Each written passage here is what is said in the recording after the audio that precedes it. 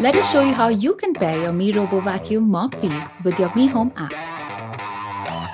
Press and hold the power and home button simultaneously for 3 seconds until you hear a tone.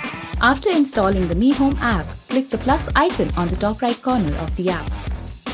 Select Mi Robo Vacuum Mop P. Select the Wi-Fi you want the device to be connected to and enter the password and click on Next. Select the required room you want your device to get started on and click on Next. Finally, click on Let's Get Started and your device is ready to go.